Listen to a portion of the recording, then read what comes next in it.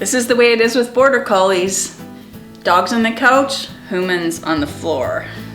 I thought I'd do an informal update about my puppy Skene.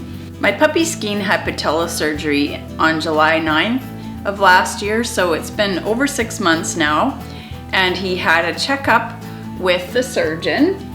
And so this will probably be the final update unless something changes with the surgery. So if you're interested in the results, please stick around. Are you gonna stick around, Skene? If you'd like to make life better for you and your dog, the Border Collies and I would love you to join us. Yay, good job! I created a playlist that talks about the stages of Skene's surgery and the recovery process. And if you're interested in that, I'll put a link to that at the end of this video.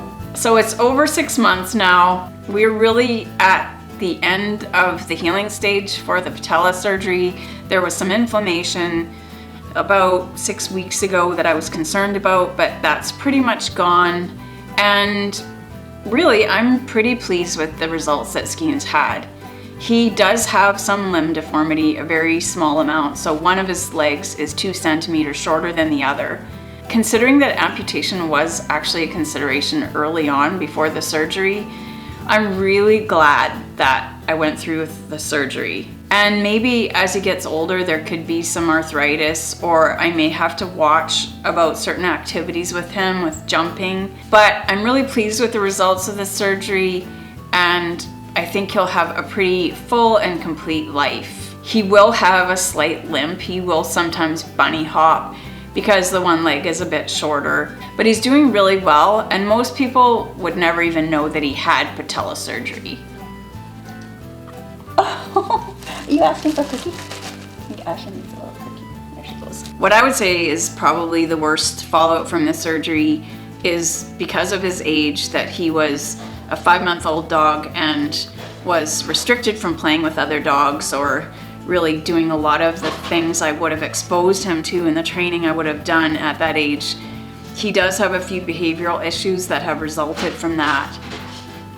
If you can hear stuff in the background, it's him playing with his food toy. He's restless and he needs a walk. So excuse me for the background sound effects. Physically, I think the results are as good as they could have been, considering the severity of his patella luxation, because he was a grade 4. Oh, Keegan, he's such a noisy puppy, isn't he? You guys are such good dogs. You are good dogs too. He tends to be, I mean, it could just be Skene himself as well. He tends to get really reactive towards sounds and reactive towards other dogs. He's not in any way aggressive. He just gets extremely amped up. And this is possibly because of limited exposure, probably because of limited exposure. And also, we have a next door neighbor dog that gets really amped up as well.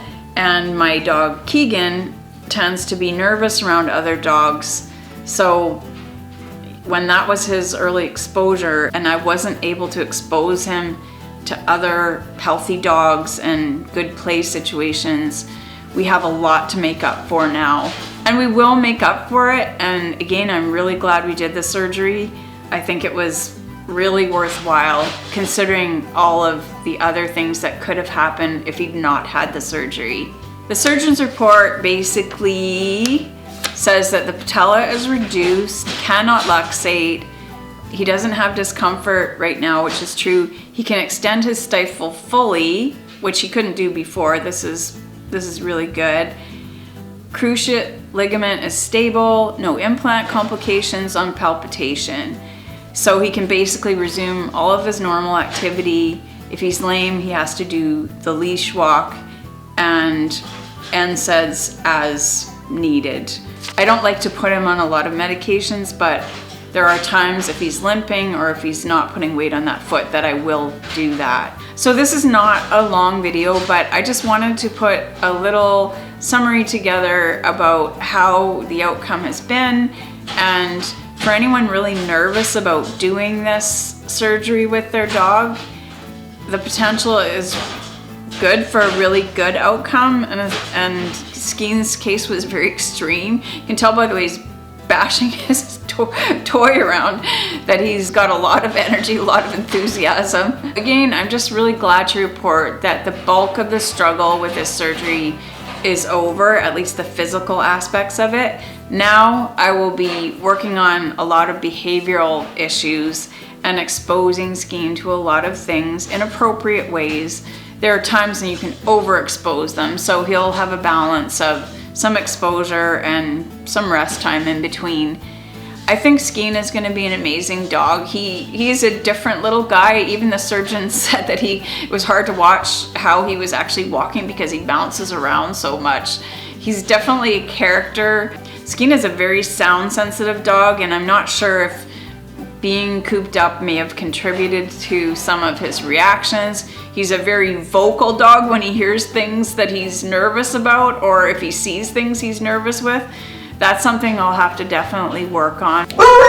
All right, hon. Okay, Bubba. Anyways, I just wanted to report that I'm happy with the outcome, and now we're just moving forward. There's going to be lots of training, lots of exposure, and lots of patience on my part because he is a puppy and he's a border collie puppy. And we know about border collies, and if you don't know about border collies, well, I have some videos that you can watch. And also, as I said, you can see all of Skene's journey with the video that's posted somewhere over here. I'll see you in the next video.